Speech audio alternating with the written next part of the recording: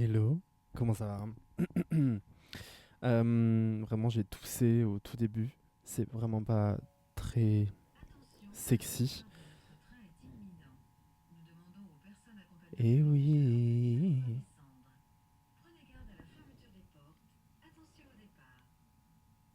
vous l'avez bien entendu, je suis dans un train, sans emploi, direction le Grand Est, d'où je viens. Et ouais, je vais passer quelques jours. En fait, j'avais une envie absolue de voir mes animaux de famille, puisque c'est pas mes animaux à moi, hein, parce qu'ils sont pas avec moi à Paris. Mais j'avais vraiment envie de voir mon chien, voir mon chat, de passer une très mauvaise nuit, parce qu'à chaque fois que je dors avec mon chien, je passe une très mauvaise nuit, mais de passer une mauvaise nuit avec mon chien, genre juste lui qui me marche dessus, mon chat qui me marche sur la tête, enfin bref. Donc littéralement quand j'ai appris que je me faisais virer hier, je me suis dit, j'ai pris un billet et me voilà parti. Alors c'est pas très sexy parce que pour le moment je suis encore dans le train, mais le train ne bouge pas. Donc ça fait pas très genre film et tout. J'ai essayé de trouver un endroit où il y a personne, comme ça je peux enregistrer tranquillement parce que moi j'étais en mode genre va y avoir personne dans le train. Je prends le train, il est 21h36 genre super tard. Et en fait je sors du taf là à peine. C'était mon dernier jour. Ah yes, je suis dans le bon sens. J'avais peur de pas être dans le bon sens. Et du coup, nous voilà partis. Alors mon émotion aujourd'hui, dubitative, dubitative, un peu dans la dualité, un peu fatigué, genre pas dans ma dualité, mais genre en mode j'en ai marre des gens qui sont dans la dualité, tu vois. Genre en mode j'en ai marre d'avoir la sensation de d'être à côté de la plaque, d'être toujours cette personne que tout le monde, et je vais me lancer des fleurs, admire entre guillemets. Désolé, là il y a du bruit. Ah ouais, là vous allez vraiment aller avoir l'endroit où j'habite. Alors attendez 2 secondes.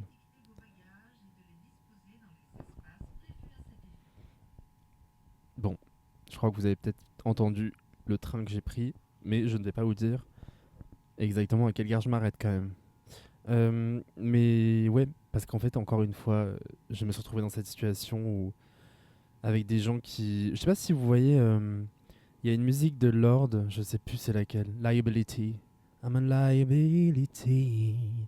Euh, Où c'est un peu ce truc de genre, ouais, t'es un peu un jouet avec lequel on joue. Et quand on en a marre, quand c'est trop, quand ça prend trop de place, quand ça fait trop de bruit, bah on le jette. Et j'ai un peu cette sensation-là dans ma vie depuis à peu près toujours.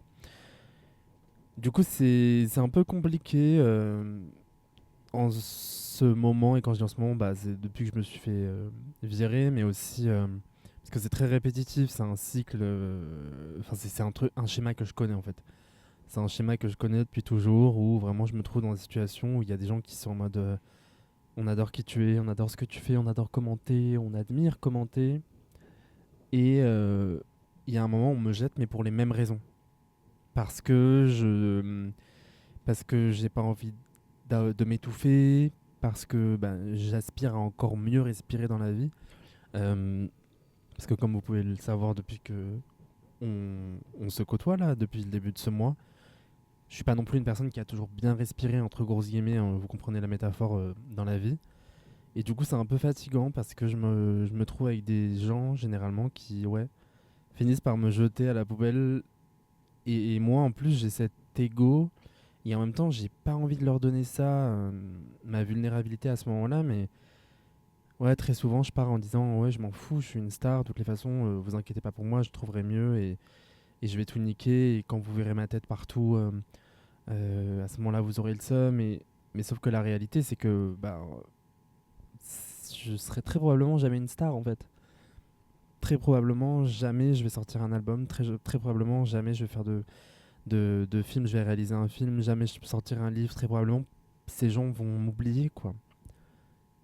Et, euh, et pourtant ça reste très compliqué pour moi en fait de me retrouver en face de ces gens et d'admettre que bah en fait ouais en fait là vous me faites du mal en fait. Là ce que vous faites c'est pas normal de trouver des excuses, de dire que je suis parfait mais on te vire, de dire que je suis parfaite mais on veut pas de toi dans notre groupe d'amis ou peu importe. où tu nous gênes, où t'es trop. Ça, c'est un truc que tout m'a dit toute ma vie. T'es trop, tu fais trop de bruit, tu parles trop, tu. Mais par contre, pour les mêmes raisons qui font de moi que je suis trop, ben, c'est aussi pour ces raisons que les gens veulent me côtoyer, veulent être amis avec moi, veulent me voir, veulent. Et c'est un peu compliqué parce que du coup, c'est ouais, de créer des relations très proches parfois. Je suis un peu du genre à avoir des relations qui cliquent d'un coup et qui durent sur le long terme. Et après, c'est aussi moi qui dois faire un effort parce que j'ai toujours l'impression qu'on va me jeter du jour au lendemain, du coup, parce que ça crée, par la répétition, ça crée un traumatisme dans mes relations interpersonnelles. Mais aussi, bah, encore une fois, on me dit souvent, je suis dans ma bulle, je suis bizarre, alors que moi, j'ai l'impression de faire tellement d'efforts pour pouvoir rentrer, entre guillemets, dans les codes, pas dans les normes, mais de comprendre un peu les codes de communication et tout ça, et de quand il y a des gens ouais, qui te disent bah en fait tout ce que tu fais c'est parfait mais ce que tu es ne nous convient pas, bah c'est compliqué quoi. Et c'est ce que je vous disais la dernière fois, c'est que le fait d'avoir voulu être une star depuis que je suis enfant, ça ne veut pas, ça sort pas de nulle part. C'est pas, on n'a pas ces envies, on n'a pas envie d'être vu sans raison quoi. Il y a un pattern, il y a un schéma qui se répète qui fait qu'à un moment tu es en mode bah en fait, je crois que c'est la seule solution, c'est que tout le monde me regarde, tout le monde me juge, tout le monde parle de moi, bah autant que j'en gagne de l'argent et que ce soit que ça me permette aussi, ça me permette de mettre d'autres choses en place. Depuis que je suis enfant, je me dis bah en fait si demain je gagne de l'argent et que je suis une rosta et que tout le monde veut m'avoir partout et que j'en sais rien, ça me permet d'avoir de l'argent, bah cet argent je la redistribuerai à des gens qui en ont plus de besoin que moi. Je parlerai de choses dont on parle pas assez. J'utiliserai cette plateforme pour parler. Et c'est aussi pour ça qu'avec ce podcast, peu importe, même si personne ne m'écoute, je parle parce que je trouve que c'est aussi important et c'est ce que je fais depuis toujours en fait. On a toutes et tous un petit pouvoir mais minuscule hein, par rapport à d'autres gens. On a toutes et tous une petite influence et c'est important de l'utiliser à bon escient.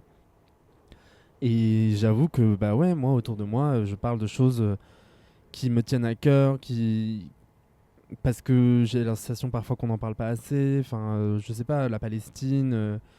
Mais au-delà de la Palestine, en fait, parler de la Palestine, c'est parler de plein de choses en même temps. C'est parler de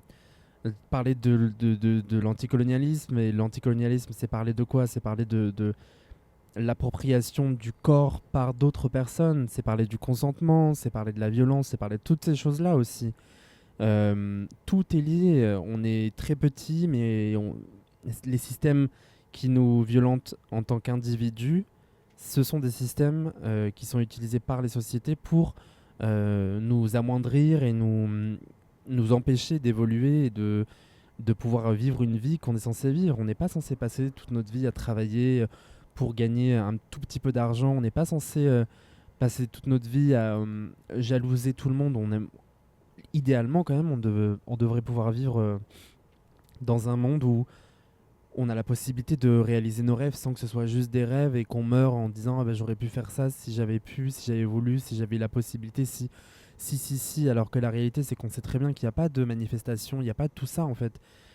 Le fait que je parle dans ce micro aujourd'hui, c'est aussi parce que j'ai eu un ensemble de privilèges tout au long de ma vie qui font que aujourd'hui je me retrouve dans la possibilité ne serait-ce que de me dire en fait ma voix peut compter et de voir que le travail que ça a été pour moi pour arriver à ça, bah, je peux comprendre qu'il y ait des gens qui passent leur vie à juste, je vais le dire de manière vulgaire, mais de fermer leur gueule et de jamais parler parce qu'en fait on leur a jamais appris qu'ils avaient le droit de parler et de prendre de la place.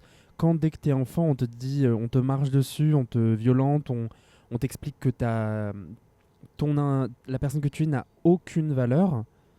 Enfin, c'est je vais vous donner un exemple, et c'est un exemple parmi tant d'autres, et c'est vraiment une chose amoindrie, mais moi j'ai fait mon lycée dans un endroit où il y avait du bizutage, et l'une des choses par exemple qu'une personne me répétait souvent, c'est quand elle me donnait son manteau, et elle me disait ça coûte plus cher que toi et toute ta famille.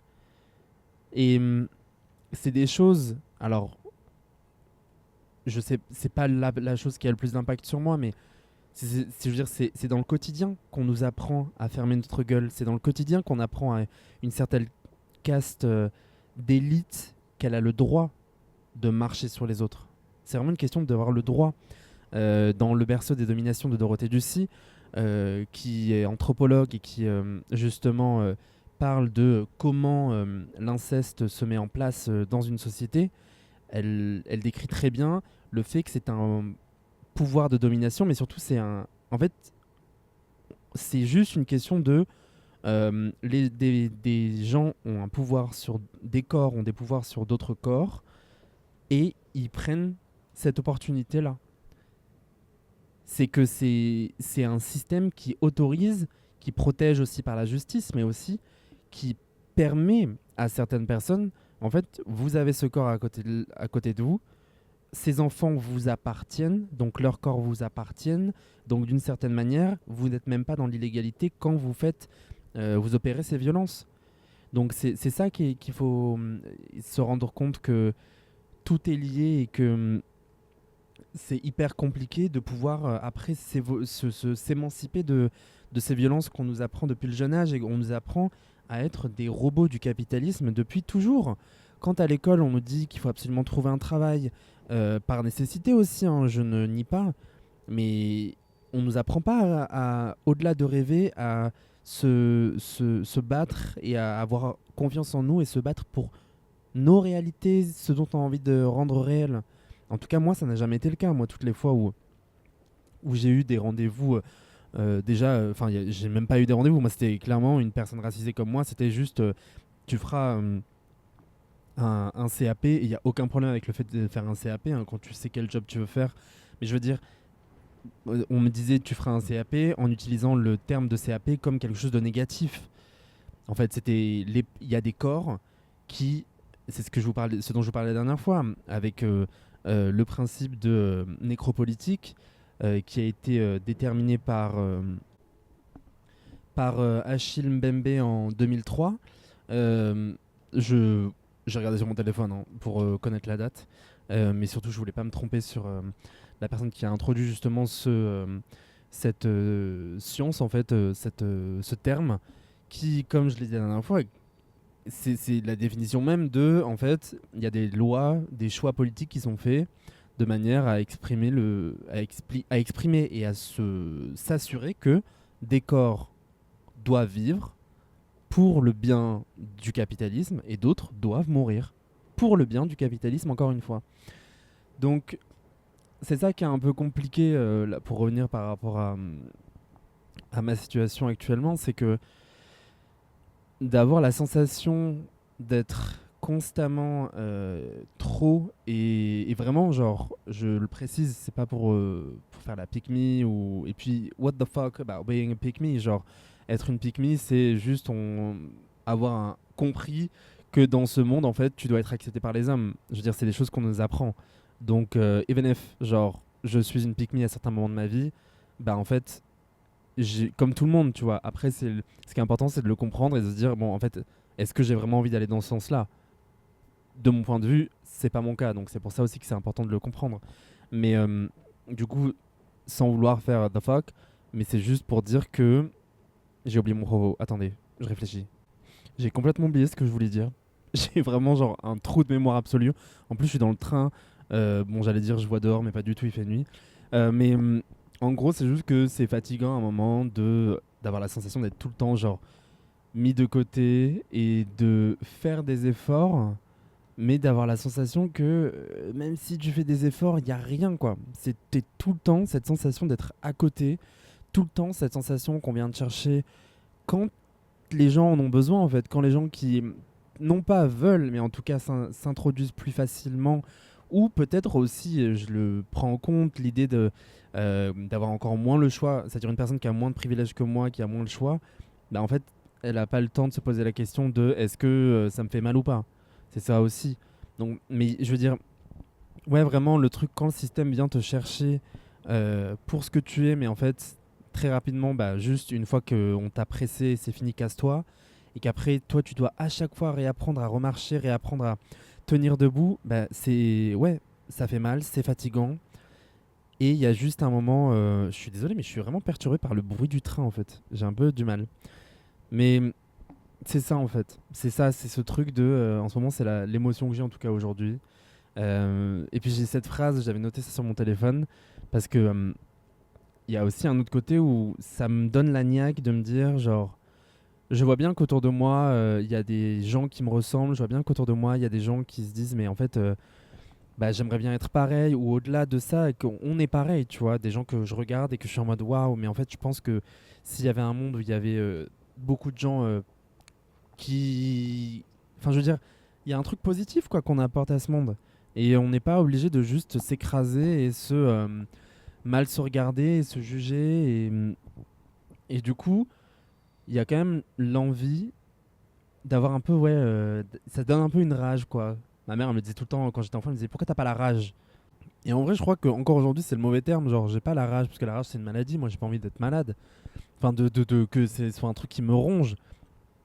Mais en tout cas, de me donner la niaque d'essayer de, putain, changer ce monde, quoi. En tout cas, de manière locale, comme j'en parle depuis le début de ces épisodes, de par le collectif, quoi. C'est important.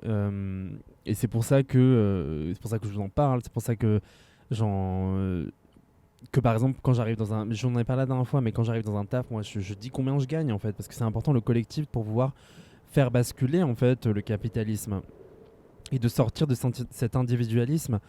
Mais ouais, pour revenir sur un truc un peu plus léger, genre j'avais noté ça comme phrase, genre soi-disant cette année c'était la couleur, c'était le blanc.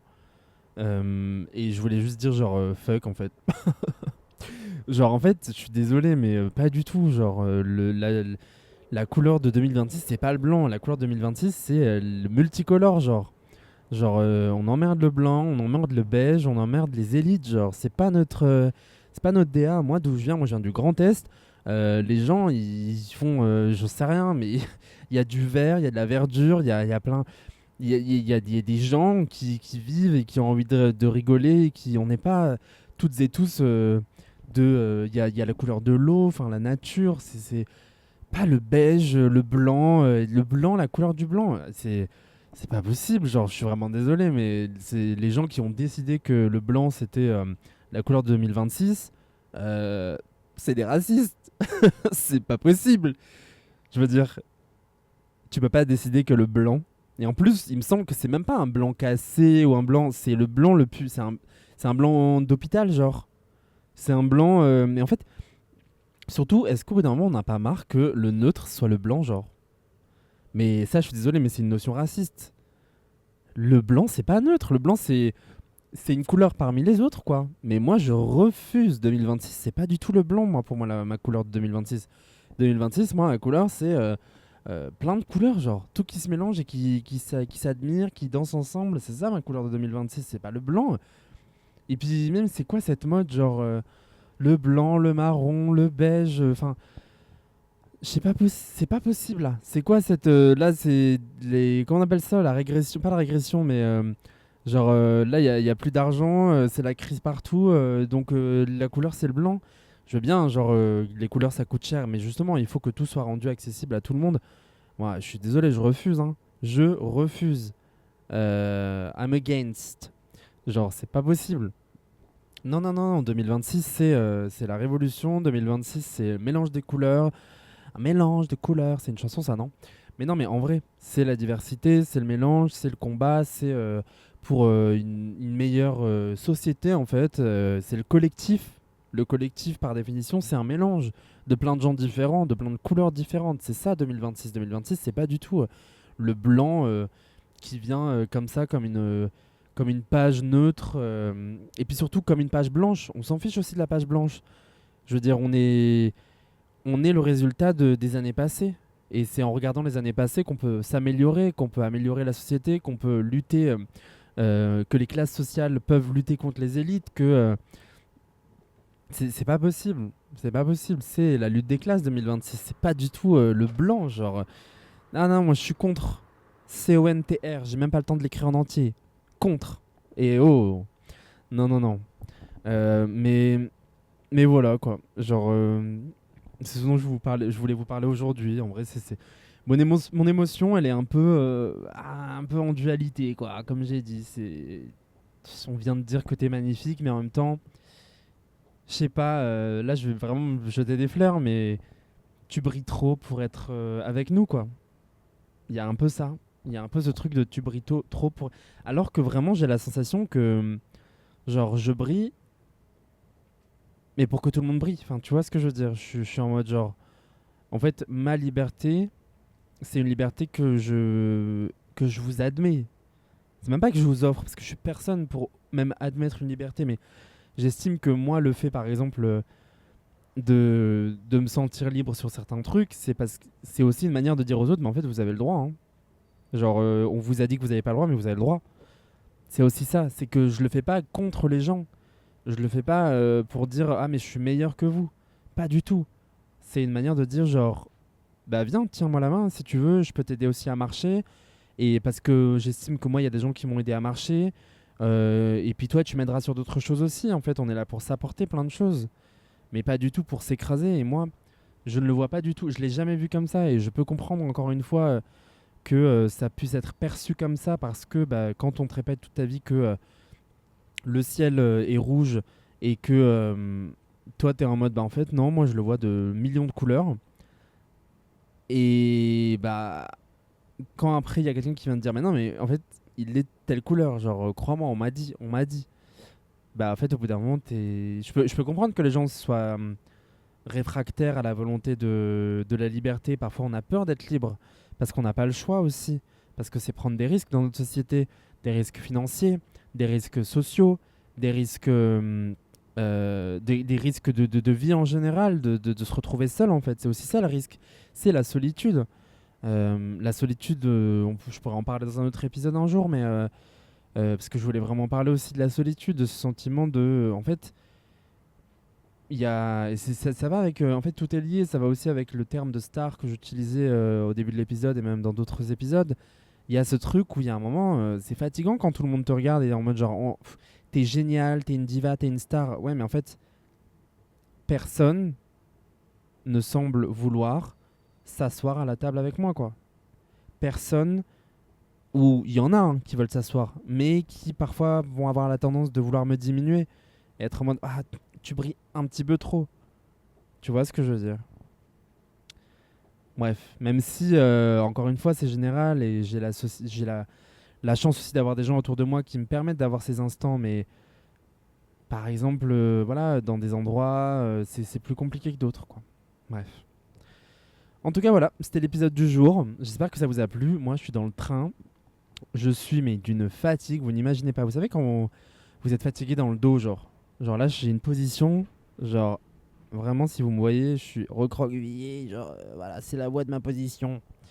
Euh, mais en tout cas, bah, j'ai adoré encore une fois discuter avec vous. Ça me fait toujours du bien et j'espère que ça vous fait aussi un peu du bien de m'écouter et de savoir que, encore une fois, c'est un truc qui est hyper important. Nous ne sommes pas seuls, genre personne n'est seul. Regardez autour de vous, levez la tête un peu de vos téléphones, même ne m'écoutez pas, arrêtez de m'écouter et regardez autour de vous. On n'est pas seul, genre.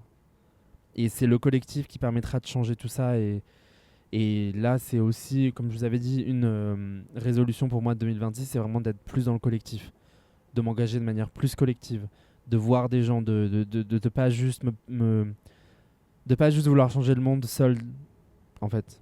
Parce que malheureusement, seul, j'y arriverai pas, quoi. Donc, et on n'y arrivera pas. Voilà.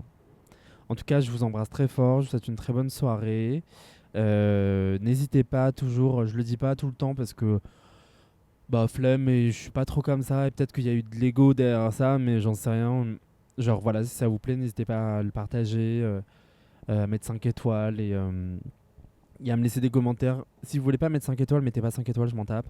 Si vous voulez pas le partagez pas, je m'en tape. Mais par contre, si vous voulez m'envoyer un petit message en me disant votre journée ou en me parlant, voilà, moi ça me ferait très plaisir en tout cas. Voilà, je vous embrasse très fort et puis maintenant je pense que c'est devenu un rituel. D'ailleurs, en parlant de rituel, on n'a toujours pas trouvé de nom à ce podcast pour le changer. Est-ce que ça va changer un jour? Je sais pas, j'espère. J'en sais rien en fait. J'ai pas eu de nouvelles de l'autre personne qui a le podcast qui s'appelle Les Pensées Vagabondes.